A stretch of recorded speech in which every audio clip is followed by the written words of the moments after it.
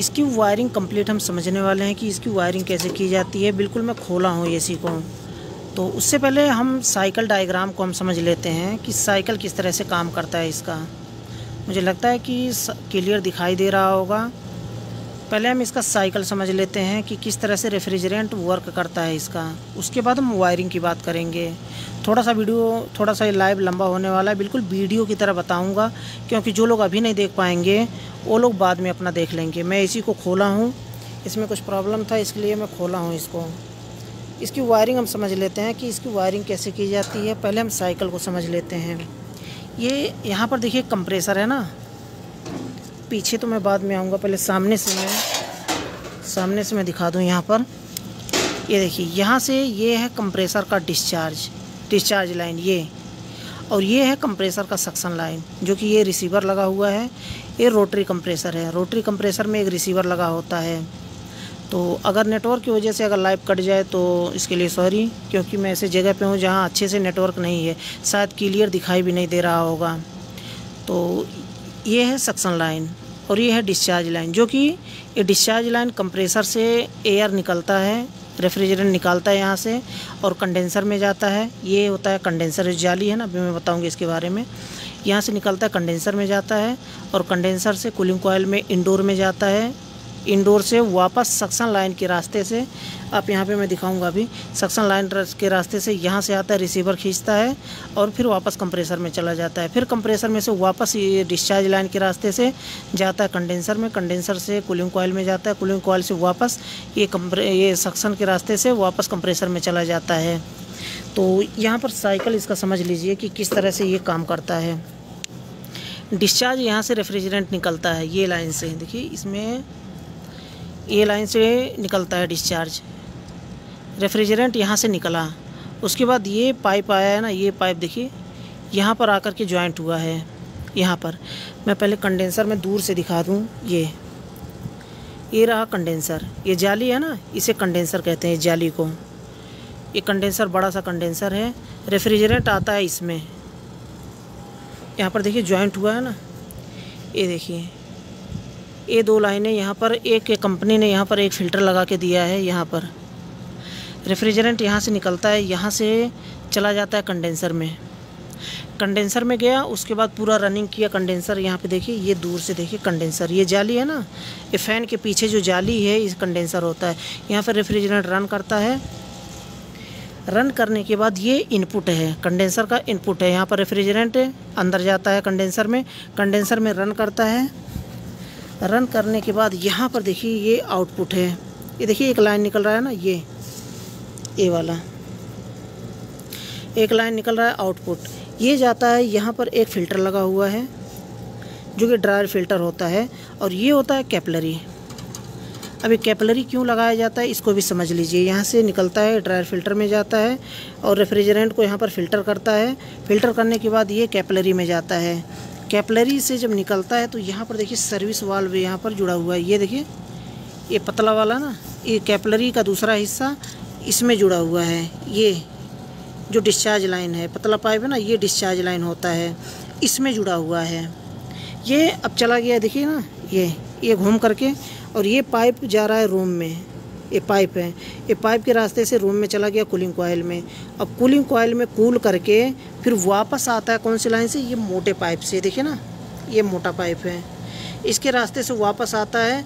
और ये पाइप, ये मोटा वाला पाइप है ना, ये जुड़ा हुआ है, ये वाला पाइप। ये देखिए ये पाइप कहाँ जा रहा है इसको देखिए, ये गया यहाँ पे, फिर ये पाइप यहाँ से नीचे के रास्ते से यहाँ पे आ गया, देखिए सक्शन लाइन में। ये एक साइकिल ख़त्म हुआ, यानी कि एक साइकिल कंप्लीट हुआ इसका। डिस्चार्ज से निकाला, कंडेंसर में जाके हीट किया, हीट करने के बाद कैपिलरी के रास्ते से चला गया कूलिंग कॉइल में, कूलिंग कॉइल से ठंडा करके फिर वापस ये मोटे पाइप के रास्ते से वापस आया रेफ्रिजरेंट, और ये रिसीवर के रास्ते से कंप्रेसर में चला गया। अब यहाँ पर ये समझने वाली बात है कि कंडेंसर में हीट कैसे हो जाता है और कूलिंग कॉइल में कूल कैसे हो जाता है, इसको भी समझ लीजिए। यहाँ से तो अपने स्पीड से फेंक रहा है रेफ्रिजरेंट, ये कंडेंसर में जो जा रहा है ना अपनी स्पीड में जा रहा है, लेकिन कंडेंसर से जो आउटपुट निकल रहा है ना ये पतले पाइप के रास्ते से निकल रहा है, कैपिलरी जिसे कहते हैं, इसके रास्ते से ये फेंक रहा है। तो यहाँ पर जब पतले पाइप से निकल रहा था ना, रेफ्रिजरेंट का जमाव ज़्यादा हो जाता है, क्योंकि ये ब्रेक करता है रेफ्रिजरेंट को, रोक के धीरे धीरे करके आगे फेंकता है स्प्रे करके, क्योंकि जाहिर सी बात है कि स्प्रे करके फेंकेगा तो यहाँ पर इसलिए लिक्विड फॉर्म में, कूलिंग कॉइल में जा कर के लिक्विड फॉर्म में हो जाता है। ये मतलब कंट्रोलर है, ये एक कैपिलरी जो है ना, कैपिलरी ट्यूब एक कंट्रोल डिवाइस है जो कि रेफ्रिजरेंट को धीरे धीरे करके आगे भेजता है। और ये जो कंप्रेसर जो फेंक रहा है अपनी स्पीड से तो फेंक रहा है, अब जब यहाँ पर धीरे धीरे करके आगे बढ़ रहा है रेफ्रिजरेंट, तो इसलिए कंडेंसर में रेफ्रिजरेंट का जमाव ज़्यादा हो जाता है। इसकी वजह से यहाँ पर हीट होता है, बहुत ज़्यादा कंडेंसर हीट होता है, चाहे वो रेफ्रिजरेटर का हो या फिर एयर कंडीशनर का हो।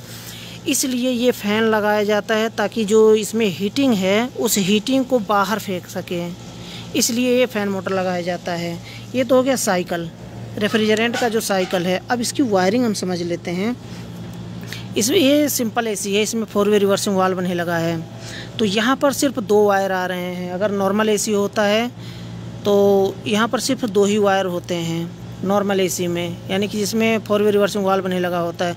अगर 4 वे रिवर्सिंग वाल्व लगा होता तो यहाँ पर 3-4 वायर होता, जो कि एक 4 वे रिवर्सिंग वाल्व के लिए, एक फ़ैन मोटर के लिए अलग अलग वायर होते हैं। लेकिन इसमें सिर्फ पीसीबी से एक कमांड लाइन निकल रहा है, एक न्यूट्रल आ रहा है, बस न्यूट्रल फेस, जो कि कंप्रेसर को भी वही चला रहा है और फैन मोटर को भी वही चला रहा है। तो इसकी समझ लेते हैं, ये है न्यूट्रल फेस जो कि आ रहा है, ये रेड वाला एक कमांड लाइन है जो कि पीसीबी के रिले से निकल के आ रहा है, और एक न्यूट्रल है जो कि कहीं से भी न्यूट्रल दे सकते हैं। अब देखिए यहाँ पर आता है ना, ये वायर यहाँ पर आकर के ज्वाइंट होता है। ये 2 यहाँ पर देखिए, एक नंबर लिखा है, एक लिखा है और एक एन लिखा है, एक न्यूट्रल और एक 1। तो ये न्यूट्रल है और ये एक 1 जो लिखा है ना, आप लोग कमेंट करते रहिए जो कमेंट करना है। फिर मैं ऐड नहीं कर पाऊँगा बात करने के लिए, क्योंकि मैं लाइव कट जाएगा, नेटवर्क यहाँ पे सही नहीं है। तो ये एक लिखा है ना, एक एन लिखा है, तो न्यूट्रल एक ये ब्लू कलर का वायर न्यूट्रल है और रेड कलर का वायर कमांड लाइन है। तो 1 पर एक कमांड लाइन लगा देंगे और न्यूट्रल यहाँ पर लगा देंगे। अब यहाँ पर समझिए, अब ये जो कमांड लाइन आता है ना, ये सीधा चला जाता है कंप्रेसर के कॉमन पे। तो कंप्रेसर का ये वायर हम समझ लेते हैं, ये है कंप्रेसर का वायर, ये कंप्रेसर का टर्मिनल से निकल रहा है ना। इस वायर को देखते हैं कौन कौन सा कलर है इसमें, एक वाइट कलर है और एक ब्लू कलर है और एक रेड कलर है। तो ये वाइट कलर का वायर डायरेक्टली देखिए कॉमन पे जा रहा है। मैं बोला ना कि एक कॉमन पे जाएगा, एक कमांड लाइन, तो यहाँ से एक वाइट कलर का वायर एक कमांड लाइन के लिए जा रहा है, एक कंप्रेसर के कॉमन पे जा रहा है। अब एक हो गया कंप्रेसर का कॉमन। अब बचता क्या है, एक हमारा बचता है रनिंग और एक स्टार्टिंग। कंप्रेसर में 3 टर्मिनल होते हैं, चाहे वो इन्वर्टर है, नॉन इन्वर्टर हो या फिर 3 फेस हो, कोई भी एयर कंडीशनर हो, कोई भी कंप्रेसर हो, उसमें 3 वायर होते हैं हमेशा 3 टर्मिनल पे। तो एक कॉमन हो गया। अब हमारा बचता है रनिंग और स्टार्टिंग। तो ये 2 वायर हमारा रनिंग है, एक स्टार्टिंग है। इसकी पहचान कैसे करेंगे, यहाँ पर देखिए, मैं पहले भी वीडियो बना चुका हूँ कि ये जो अकेला जो एक वायर सामने होता है ये स्टार्टिंग होता है, और एक मेन सप्लाई यहाँ पर देते हैं और एक यहाँ से रनिंग के लिए निकाल देते हैं। मतलब कि रनिंग वाला मेन सप्लाई यहाँ पर एक दिया गया है। देखिए, न्यूट्रल सप्लाई तो हमने कॉमन सप्लाई तो हमने कॉमन पे दे दिया है, जो कि मेन जो लाइन है। अब एक न्यूट्रल देना है कंप्रेसर में, तो न्यूट्रल यहाँ पे देते हैं और यहाँ से ये ब्लू कलर का वायर है, देखिए ब्लू कलर का वायर जा रहा है ना यहाँ पे, ये देखिए ये ब्लू कलर का वायर न्यूट्रल पे गया, यहाँ पे गया। अब यहाँ से हम एक न्यूट्रल सप्लाई हम यहाँ पे देते हैं कैपेसिटर पे, और यहीं से ठीक इसके सामने से उठा करके हम रनिंग पे देते हैं, कंप्रेसर के रनिंग पे। तो ये देखिए कंप्रेसर के रनिंग पे देखिए, ये कंप्रेसर का रनिंग हो गया ब्लू वाला वायर। कभी भी जब भी हम जहाँ पर मेन सप्लाई कैपेसिटर में देते हैं, एक न्यूट्रल सप्लाई यहाँ पे दिया और इसके ठीक सामने वाले टर्मिनल से हम निकाल करके कंप्रेसर के रनिंग टर्मिनल पे दे देते हैं। टर्मिनल में इसकी बात कर रहा हूँ, और एक यहाँ से निकाल करके कंप्रेसर के रनिंग टर्मिनल पे चला गया। अब उसके ठीक सामने वाला जो पॉइंट होता है ना, जहाँ पे HERM लिखा होता है, वहाँ से चला जाता है स्टार्टिंग के लिए। ये देखिए, अब मैं यहाँ पे दिखा दूँ, जो C लिखा होता है ना, देखिए यहाँ पे C लिखा हुआ है, 4 पॉइंट होते हैं यहाँ पे। यहाँ से मेन सप्लाई यहाँ पे एक देते हैं और यहीं से निकाल करके हम रनिंग में दे देते हैं कंप्रेसर के। और जो 3 टर्मिनल यहाँ पे 3 पॉइंट होते हैं, HERM लिखा होता है, यहाँ पर हम कंप्रेसर का स्टार्टिंग देते हैं। और एक फ़ैन के लिए है, फ़ैन का कैपेसिटर यहाँ पर अगर नहीं है तो आप लगा सकते हैं, नहीं तो यहाँ पर कैपेसिटर दिया गया है, देखिए ब्लैक कलर का 2.5 UF का कैपेसिटर यहाँ पे लगा है। ये तो हो गया कंप्रेसर का कंप्लीट वायर, कंप्रेसर हो गया। अब इसके बाद हमें फ़ैन मोटर के लिए देना है। ये कंप्रेसर तो हमारा अब चलने लगा, ये हो गया कंप्लीट। ये फ़ैन मोटर को अभी देना है कंप्लीट, वायरिंग करना है इसका। कंप्रेसर को, फ़ैन मोटर को भी एक न्यूट्रल, एक लाइन सप्लाई देंगे, जो कि इसमें रनिंग स्टार्टिंग कॉमन होता है, तो इसको हम देते हैं। इसकी सप्लाई कैसे होती है, अब देखिए यहाँ पर ये लाइन सप्लाई है और एक न्यूट्रल सप्लाई है। अब लाइन सप्लाई में से एक हमारा ये वायर है ना, रेड कलर का वायर, देखिए ये कंप्रेसर, ये फ़ैन मोटर के वायर हैं। वैसे तो 3 वायर होते हैं रनिंग स्टार्टिंग कॉमन, लेकिन यहाँ पर 5 वायर है। 5 वायर में से एक वायर को तो अर्थिंग है, इसको हम निकाल देते हैं साइड में, इसमें कोई मतलब नहीं है इसका। 4 वायर हैं इसमें। अब 4 वायर क्यों दिए गए हैं जबकि 3 वायर होना चाहिए रनिंग स्टार्टिंग कॉमन? तो यहाँ पर इसलिए दिया गया है ना, कैपेसिटर में से एक शॉर्ट होता है, रनिंग शॉर्ट होता है, तो यहाँ पर शॉर्ट नहीं किया गया है, बल्कि इसमें मोटर के अंदर शॉर्ट किया गया है। इसलिए यहाँ पर कैपेसिटर पे 2 वायर लगे हैं। ये देखिए 2 वायर, कैपेसिटर के 2 वायर निकल गए हैं। तो हर एक मोटर में कैपेसिटर के 2 वायर होते हैं। अगर 3 वायर हैं, अगर फ़ैन मोटर में 3 वायर है तो वहाँ पर कैपेसिटर को, जहाँ पर एक मेन सप्लाई देते हैं वहीं से रनिंग के लिए देते हैं, लेकिन यहाँ पर 4 वायर निकाले गए हैं, यानी कि मोटर के अंदर ही शॉर्ट किया गया है। तो एक लाइन सप्लाई यहाँ से हमने, ये रेड कलर का वायर लाइन सप्लाई हमने दे दिया मोटर को। अब एक न्यूट्रल सप्लाई हमें देना है, तो ये देखिए रेड कलर का वायर, तो ये हमारा लाइन सप्लाई हो गया, ये हमारा न्यूट्रल सप्लाई हो गया। तो न्यूट्रल सप्लाई यहाँ से लाइन हमने दे दिया, यहाँ से न्यूट्रल हमने दे दिया। ये ब्लू कलर का वायर न्यूट्रल हमारा हो गया। और 2 वायर हमारा शॉर्ट किया है, 2 वायर हमारा कैपेसिटर के लिए निकला है। तो एक मेन सप्लाई है ना, अंदर ही शॉर्ट किया गया है मोटर के अंदर, तो यहाँ पर से इसलिए 2 वायर कैपेसिटर पे निकले हुए हैं। अगर 3 ही वायर होते तो यहीं पर हम कैपेसिटर पर मेन सप्लाई देते और यहाँ से हम रनिंग के लिए निकाल देते, लेकिन अंदर ही शॉर्ट किया गया है, इसलिए यहाँ पर 2 वायर हैं। तो ये फ़ैन मोटर भी चलने लगा, यानी कि सिर्फ न्यूट्रल सप्लाई देना है, एक लाइन सप्लाई देना है। हर एक एयर कंडीशनर में यही तरीका होता है। ये फ़ैन मोटर है, बस इतना सही होता है पूरा कंप्लीट। ये सिस्टम यही है, स्प्लिट एसी हो या फिर विंडो एसी हो, एक कंप्रेसर को रन करवाना होता है, एक फ़ैन मोटर को रन करवाना होता है, इतना सा ही होता है और कुछ बहुत ज़्यादा सिस्टम में नहीं होता है। अगर मानिए कि हॉट कूल यूनिट है तो वहाँ पर क्या होता है कि एक 4 वे रिवर्सिंग वाल्व ये कंप्रेसर के ऊपर कहीं भी लगा होता है, 4 वे रिवर्सिंग वाल्व, तो उसको भी एक न्यूट्रल और एक लाइन सप्लाई देना होता है। बस इतना सा है। अभी मैं सिस्टम खोला हूँ तो इसको भी मैं बता दूँ, रेफ्रिजरेंट यहाँ पर जब रन करता है ना, यहाँ पर कंडेंसर में, तो रेफ्रिजरेंट का जमाव यहाँ पर ज़्यादा होता है, बहुत ज़्यादा होता है रेफ्रिजरेंट का जमाव, इसीलिए ये फ़ैन मोटर लगा होता है। अब देखिए ना, जाली आर पार दिख रहा है जाली, क्यों? क्योंकि रेफ्रिजरेंट इसके अंदर रन करता है ना, तो बहुत ज़्यादा हीट होता है रेफ्रिजरेंट। उसी रेफ्रिजरेंट को अब जब हीट होता है तो यहाँ पर क्या होता है, कॉइल भी हीट होता है। जो एक कॉइल लगा हुआ है ना, देखिए लाइन है सफ़ेद कलर का जो दिख रहा है, लाइन, ये एक कॉपर पाइप है। वो तो सफ़ेद दिख रहा है क्योंकि ये कलर किया गया है सफ़ेद में। तो यहाँ पर रेफ्रिजरेंट रन करता है, बहुत ज़्यादा गर्म होता है पाइप, और इसी पाइप को ठंडा करने के लिए एयर, पीछे से एयर आता है। एयर आता कहाँ से? ये फ़ैन मोटर जब सामने की तरफ हवा फेंकता है, तो पीछे से जो हवा खींचता है वही हवा सामने से फेंकता है। तो इसी जाली में से ना आर पार होकर के हवा आता है, तो वही हवा जो है ना इस कॉपर पाइप को ठंडा करता है। इस पाइप को ठंडा करता वही एयर पीछे से आता है और इस पाइप में स्पर्श होकर के कॉपर पाइप ठंडा हो जाता है, और यहाँ से जो है ना, यहाँ से हवा फेंकता है जो हमेशा गरम हवा फेंकता है। इसीलिए, क्योंकि जो स्पर्श होकर के हवा आता है, वो हवा जब स्पर्श होता है इस पाइप में तो हवा गर्म हो जाता है।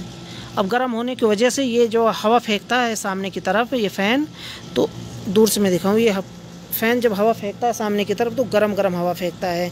यही रीज़न होता है कि कभी भी आप देखेंगे, हाथ लगाएंगे, जब एसी चल रहा है ना, वहाँ पर हाथ लगाएंगे तो वो गरम हवा फेंकेगा, यही रीज़न होता है। तो इसकी कंप्लीट वायरिंग यही है। अब यहाँ पर देखिए, ये टर्मिनल होता है, यहाँ पर मैं खोल के इसको भी दिखा दूँ। ये टर्मिनल होता है, यहाँ पर रनिंग स्टार्टिंग कॉमन दिया जाता है।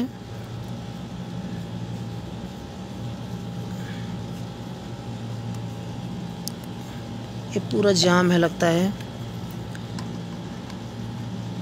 एक चीज़ और मैं यहाँ पे बता दूँ, जब मैं खोल रहा हूँ इसे, तो यहाँ पर बता दूँ कभी कभी ना इसके थिम्बल जल जाते हैं। कई एसी में कंप्रेसर में आपने देखा होगा कि थिम्बल इसके जल जाते हैं। उसका क्या रीज़न होता है? उसका रीज़न यही होता है कि थिम्बल अगर लूज है तो वो जल जाएगा। ये देखिए, यहाँ पर देखिए ये काला हुआ है लेकिन जला नहीं है। ये देखिए, ये हीटिंग की वजह से ये ना ऊपर का जो कवर है ये जल गया है। तो यहाँ पर देखिए ये लिखा होता है रनिंग स्टार्टिंग कॉमन, यहाँ पर लिखा होता है। मैं आपको साफ करके दिखा दूँ। ये देखिए स्टार्टिंग, और ये हो गया हमारा, ये हो गया कॉमन। ये सी लिखा हुआ ना, ये कॉमन हो गया, ये हमारा स्टार्टिंग हो गया। ये देखिए कभी भी ये डैमेज होने वाला है। क्यों? देखिए इसके वायर आपस में शॉर्ट होने वाले हैं। देखिए कंप्रेसर में इसे टेप मारना पड़ेगा। ये देखिए वायर कटे हुए हैं ना, ये कभी भी शॉर्ट हो सकता है। अच्छा हुआ हमने टर्मिनल खोल दिया, दिखाई दे दिया। अभी मैं इसमें टेप मार देता हूँ। इसमें टेप मार दूंगा तो ये शॉर्टिंग नहीं होगा फिर। अब देख सकते हैं कैसे खुला हुआ है वायर इसका। अगर यहाँ पे शॉर्ट होता, अब देखिए कभी कभी होता है ऐसा ना कि एमसीबी ट्रिप हो जाता है। एमसीबी ट्रिप होने के यही सब रीज़न होते हैं। देखिए ये बहुत पुराना एसी है जिसकी वजह से यहाँ पर वायर टूट गया है। टूट के अब देखिए रनिंग और स्टार्टिंग, और सॉरी स्टार्टिंग रनिंग और कॉमन जब भी शॉर्ट होगा तुरंत एमसीबी ट्रिप हो जाएगा, एमसीबी बंद हो जाएगा। तो ये देखिए तीनों वायर कटे हुए हैं। स्टार्टिंग और रनिंग शॉर्ट होता है तो एमसीबी हो सकता है ना ट्रिप हो, लेकिन कॉमन और रनिंग अगर यहाँ पर शॉर्ट होगा तो, क्योंकि कॉमन और रनिंग हमेशा न्यूट्रल और लाइन होता है, तो अगर शॉर्ट होगा तो तुरंत एमसीबी ट्रिप हो जाएगा। तो यहाँ पर थिम्बल लूज होता है, अगर से ऊपर उठाएंगे निकल जाएगा थिम्बल बाहर। देखिए ये नहीं निकल रहा है क्योंकि ये जाम है, अच्छे से बैठा हुआ है। अगर थिम्बल लूज होता है तो इसके वजह से भी ये थिम्बल जल जाता है, और कंप्रेसर का टर्मिनल भी कभी कभी जल जाता है। तो कभी भी जब थिम्बल लगाएं तो वहाँ पर लूज नहीं होना चाहिए। साहिब हुसैन, हाय ब्रो, नबील अली, माशाल्लाह, ओके, बहुत बहुत धन्यवाद। तो यहाँ पर इसे हम टेप मार देते हैं और बस इतना सा ही है। तो अभी मैं लाइव को बंद करना चाहता हूँ क्योंकि काफ़ी लंबा लाइव हो गया है। अगर आप किसी भी टॉपिक पर वीडियो चाहते हैं तो आप मुझे बेझिझक कमेंट कर सकते हैं। तो अभी मैं लाइव बंद करना चाहता हूँ क्योंकि एसी को मैं फटाफट करके बंद कर दूँ।